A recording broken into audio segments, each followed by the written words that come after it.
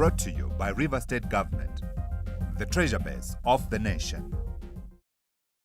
Welcome back to Eye on Rivers. Before the break, we took you on a journey through the River State educational sector and its developmental strides. Now let's take a look at how the promotion of literacy has been rewarded, with Port Harcourt being announced as UNESCO's World Book Capital City for the year 2014.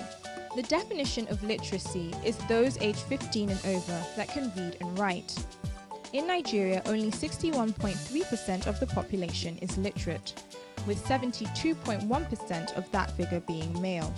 The eradication of illiteracy has been found to play a fundamental part in the positive development of a nation's economy, simply because literacy provides a means to address developmental challenges such as poverty, disease, and ignorance.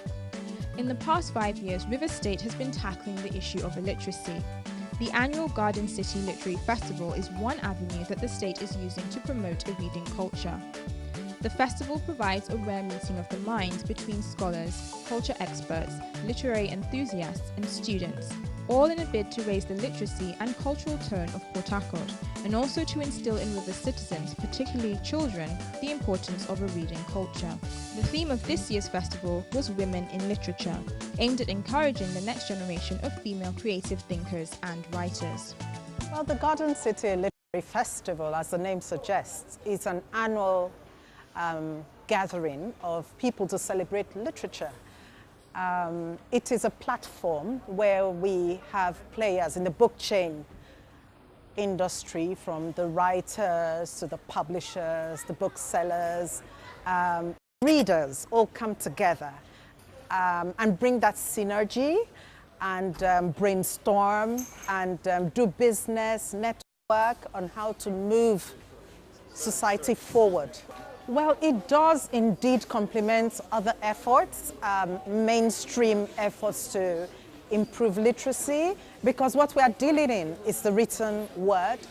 So here you have workshops, for instance, for children as well as adults to encourage people to write, because we see this as the platform where we would discover the J.P. Clarks, the Wole Soyinkas, the Chinua Achebes of tomorrow.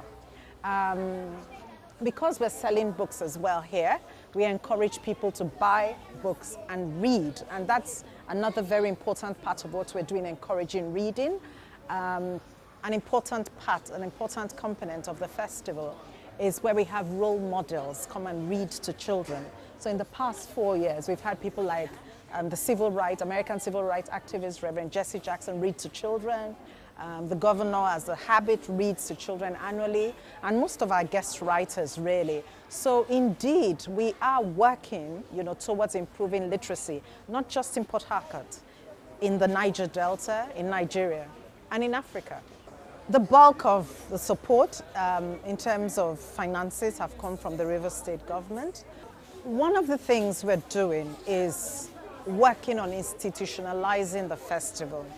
That way it has a life of its own, and then we can have a proper board that can then drive our marketing more effectively to get the buy-in of corporate sponsors. And then at that level, the government would step back, and then the private sector can take over. Children are a very vital part of the book fair, and they have always been. Every year we try to work with different schools, so we have hundreds of children every year come to the book fair and visit, so they can buy books, they can meet authors. We have them take part in workshops in writing, drama, and arts. An outcome of the Literary Festival has been the announcement of Port Harcourt as UNESCO's World Book Capital City for the year 2014. In recognition of the state's efforts to promote books and reading, and dedication of all players in the book industry. The program will also build on the legacy of its literary history to expand its role and influence by attracting stakeholders in the publishing industry across the continent and highlighting African literature and culture.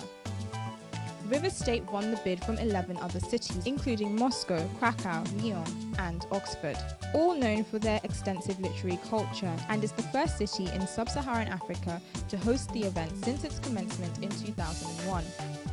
The theme of the 2014 event is books, window to our world of possibilities, and the aim is to improve Nigeria's culture of books, reading and publishing to further develop literacy rates.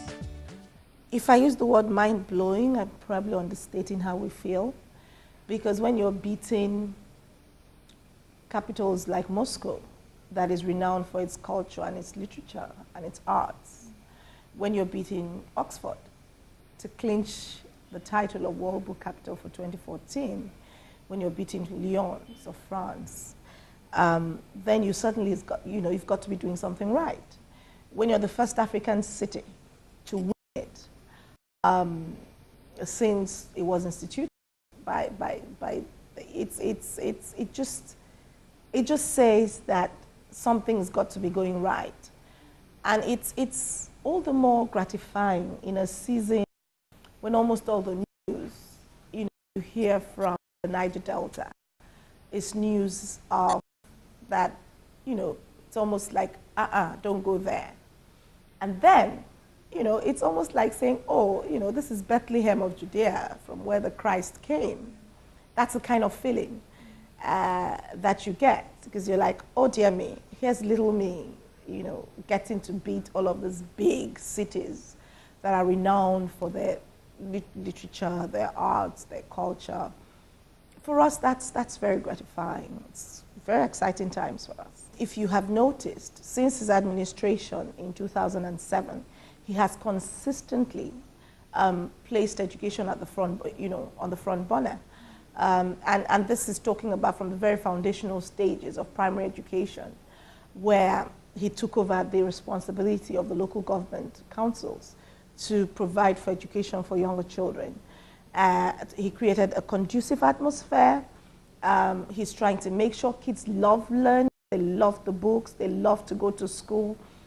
He reads to children on his birthday every year since he became governor. He's hosted the Garden City Literary Festival every year since he became governor. And I think that the kind of thing he's done in putting back literacy on the front burner and making it almost impossible for you not to want to read must be one of the reasons UNESCO considered Port Harcourt. The other thing, of course, is to say that even as Speaker, it was in his tenure before the Child Rights Act was passed in Nigeria. Rivers State House of Assembly actually passed the Child Rights Act that made it compulsory for kids to have access to free, compulsory, and qualitative education. So I think that those commitments he's had to issues of literacy and education must be why Port Harcourt, and every year Port Harcourt has consistently brought big names in literature and the arts to Port Harcourt, to Rivers State. And you've got workshops going. You might not see the benefits in the short term, but certainly going forward, you would find that many of those who've been part of this renaissance would be the ambassadors, as it were, of literacy, of literature, of education. I think that that's one of the reasons that we must do this. We're bringing back the culture of the reading rooms, the culture of community libraries. In all of our schools, and I think you've been around them, you will find that there is an e-library. In the Ministry of Information right here, we've got a small e-library. You call it small, 5 million titles. But it's a small room, but people can access it. And that's really our vision, that you can actually turn, and at every point you turn, you can get to a book. You don't have to take a trip to a big central library. That doesn't rule out the fact that we are going to put back the central library, to where it ought to be, its pride of place. But we're going further to say in the communities, in the local government areas, in the little communities, in places like Diop, in places like town, children can just walk in and read a book. And that's our vision. The Get Nigeria Reading campaign, the Garden City Literary Festival, and several developmental achievements in the academic sector, Rivers State is making notable statements regarding the value it places on education. To quote the governor himself, an educated state is the only way we can expect to move Rivers State forward economically and otherwise.